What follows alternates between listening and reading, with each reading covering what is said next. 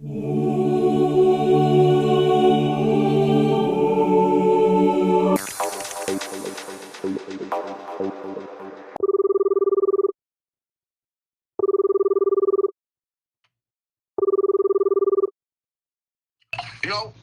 Hey, I'm doing the podcast.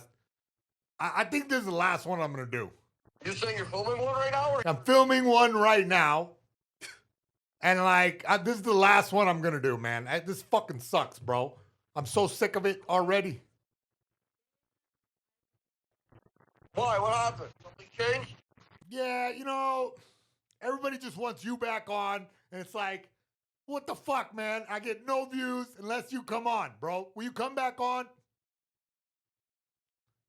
Yeah, but only if you could pay me like $10,000 per episode because I don't even have a car. I can't even afford to drive right now to the store. Deal. Even if I was in...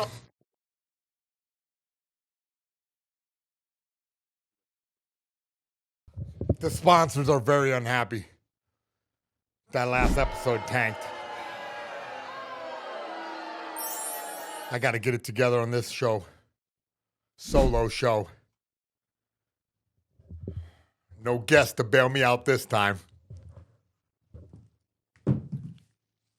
Now, why am I doing this? I'll tell you why. I've done a lot of new things, turned over a lot of new leaves.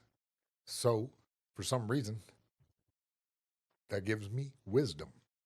Now, I ain't saying I'm the smartest tool in the shed, but you can learn from my mistakes. I've been through everything, been up, down, left, right, been rich and then poor again, rich and then poor again. So I have some authority to tell y'all how to come up. Now, the original thought was, how about we have an audience ask some questions? But I only thought of that like 10 seconds ago. So let me find these questions. It's up to you, the producer, to drag it up out of me. And you, my barista. ¿Cómo se llama? First question. What's your favorite kind of content to watch right now? Dude. Look, I gotta say, when I pass by some multi-ethnic people in a white background, I'll often pause. I'll often go, hey, what's this setup? They did a good job of triggering my brain to go, white backdrop. Somebody's balloon's getting popped. That's very not unlike the Japanese idol shows that were in the early 2000s. This is a different time, but I was out there in Japan watching sort of the content that's popping up now. Like everybody is their own handsome boy modeling school type, model type, Instagram type. Everybody's out there beautiful these days. Now that, I will say, is my second favorite piece of content. My first, I can't say. Because YouTube will demonetize us. I mean, that's the whole point, right? I guess it's called like hentai. Have you never seen the depravity? Good Lord, I didn't know octopuses could do such things. I mean, somebody's got to take my library card away. Good Lord. Oh, man. But yeah, it's pretty likable. What was the question again? It's about the economy. What do you think's the top 3 ways to riz women? Oh, riz women, buddy. From your listen life here. experience. Listen here. Life experience, right? Now, I've been a prize fighter, you know what I mean? But that's like not all who I am. You have to inhabit this personality of who you really are. And it's kind of hard to do, like at a young age. I'd just be honest, because you don't really know who you are yet. You have to go on a bunch of journeys of self-discovery and like self-improvement. Like it's a weird thing because those are the attributes women find attractive. So if you're like, can save the day, or you can provide something, or you can do something of big value to them on some kind of like cave woman level, like they know. So the risen up, the getting your foot in the door is about presentation, look nice and neat and hygienic. Because women are way cleaner than we are. I would have been one to pick my nose this entire time. You know what I'm saying? And I'll just do that. But for the female audience, I try to Damn it. I just got to. I'm sorry, ladies. Anyway, it's good to be funny. Is the best album of all time. Listen, man. The best album of all time is Beck's Odelay. I'm sorry, I'm showing my age here, but this guy like figured out electronic music with like sort of funky rock, pop, R&B, rap. So this guy is a very talented musician that like just took all pop culture of the time and smushed it together in one record. Now his other stuff and older stuff and newer stuff, I don't know, but that like just hit the spot. Now, granted, I was like prime age for this, but yeah, that was it. It's either that or Daft Punk's Homework. So I'm showing my age even more. Daft Punk Homework is like tells the whole story and was like on the cutting edge of, I don't know, they're German or something, German techno, but no, French dudes. That's what I'm saying. But they was in Germany, they were influenced. So you could hear that European kind of, but then they came with like hip hop New York kind of flavor on a lot of tracks. So it gave you this like wild ride of a record where you're figuring out the new styles from across the globe because you're just in North Carolina podunk. You got this CD with robot heads on it.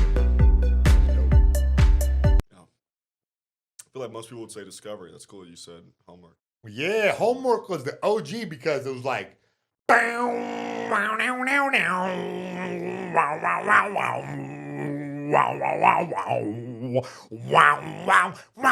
your favorite novel of all time? Man, my favorite novel of all time, I think, is Dostoevsky's Crime and Punishment. It was like a very interesting, I mean... Great answer. What's your favorite fight you've ever done? That I fought in? Yeah.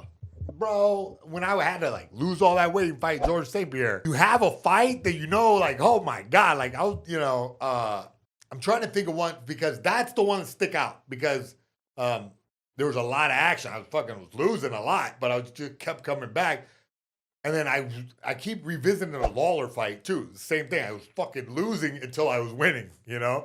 So that was like kind of like being durable was like half the battle. And being able to do every like kicking and punching and wrestling all in the same fight, you know? Sometimes you have the fight where it's like clean, technical, whatever. But other times it's just kind of like you have to pull every trick out of the bag. And there's something about it being mentally stimulating, you know, like so much shit happened that I like, whoa, because I'm like good at remembering. Like Rampage will go like blackout almost and forget what happens, but like I would like remember most of what happened, you know, like oh yeah, this happened, that happened, you know, and it was always nice, you know, my career when I got to do all kinds of techniques and show off how tough I am and, you know, laugh and have fun. And that was the one that stuck out, you know. I mean, I lost that fight, but it was a good fight and it was funny. It was, you know, this type of respect I got from my bros for never giving up, and it carried me through for the next training camp. Come on, hit me with some harder ones. Oh, shit. You never covered Kirk. You want to do that? Kirk. Yeah. Listen. The fallout and the Kimmel stuff. The fallout of... I'm glad that everybody ran to their cameras super quick to give their hot takes on Charlie Kirk. You know, as somebody who stands in front of cameras and often argues with people, it's a very sensitive subject for me. And I think the whole thing is disrespectful to go back and forth and back and forth. Political violence, unacceptable. But it's an unfortunate reality in a society with a lot of guns. That's my take on it. And it's a damn shame that happened to him. And the whole Kimmel thing, like, is hilarious. Who cares? What do you make of... Wait, this is a terrible topic. No, come on, man. No, there's no bad thing. What do you make of... Listen here, I don't know how bad this guy's speech was, but he walked the whole crowd. Yeah. He was bombing in there. I mean, in a rough set. And you know, all those people left, but then like these other guys came and took their seats and just took them. You know what I mean? They like ran them out of there, and then they just came in and took their seats. And it was like, it was crazy, man. The UN, I didn't know that they even partied like that. What's the last like random nostalgic memory you had where you were like, oh my God, I forgot all about that? Buddy, I just drove by the Bladesdale Arena in Hawaii. Oh man, it's so clean and painted now. It's like so nice, way nicer than it was back in the day when I sold it out. I mean, it was nice back then, but it needed a coat of paint during the era where Mayhem was a champion. Yeah. And so I would sell that place out, and it was like I could hear the crowd. It was a very Kevin Costner sort of scene of like I forgot that it was on this Baratania, I think, on the road. You take a left, and then you come up on it, and I saw it, and it registered. Oh man, that's the arena, and you know the loudest sound I ever heard was when I turned the tide on Robbie Lawler at the end of the, and they went bananas, and I tapped them out, and my ears were hurting, bleeding. Bro, kill my ear, bro. Choke loud. So that, and being back in Hawaii, the Aina, like where it's some type of time warp, because I spent so much time there, lived there for years. Like, on and off, I flew to Japan to fight, fly to Vegas to train. So your life is like that. But Hawaii was like my home. Like, it was like I was the kid from Kalihi. And that was nostalgia. That era of, you know what I mean, owning the town. And, the ballet is still, everybody knows me. Hey, Mayhem. So it was like, I remember the burden of being champion. And now with this filter of wisdom on my eyes, I can look at it in perspective. And now I have like a new championship to win. I have to win the hearts and minds of the YouTube entertainment district. I mean, I don't know. Listen, as long as they don't cancel us, we're fine. Name 5 animals. Let's start with B. Bears, I mean, that's a simple one. Bobcat is like a funny one. Bobcat's good. That's 2. Bees are an animal. I mean, That's an animal. That's an animal. Yeah, That's yeah. 3. Bingo was what came to my mind. That's a dog, but that doesn't really, it's not an animal. So now I'm getting into the deep seeds of bee, huh? I'll allow bingo. We got one more.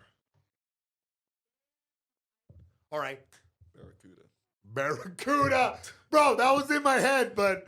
I'm going to read some comments to you, okay? Great. Mayhem is my favorite psycho, like a disciplined loose cannon, controlled chaos. Wild card, baby. Yeah, you know what? I am like the Charlie of sunny Philadelphia, sort of. You don't never know what's going to happen with me. But I think the theme has been, have a lot of experience. And now I know what doesn't work and what does work. So, trying to make it happen for y'all. This one's from Patrick Bateman. He says, Mayhem, remember that time you took an open door shit while smoking a cigar during open mat at a Rain Training Center back in the day? That shit was legendary. I took an open door shit? That's what Patrick Bateman says, yeah. Oh, yeah. Wait, I was smoking a cigar, though? That doesn't sound like me. That's what he said. I think this guy is trolling. But I really like the imagery. You know what I mean? I like the imagery of that. He like knew that I used to train at Rain Training Center, and he knew that I was a madman. But so he made up this beautiful arraignment of words that I'm glad that we had on the podcast. Bring Matan back on. We need a part 2. Much love, Mayhem Miller. Yep.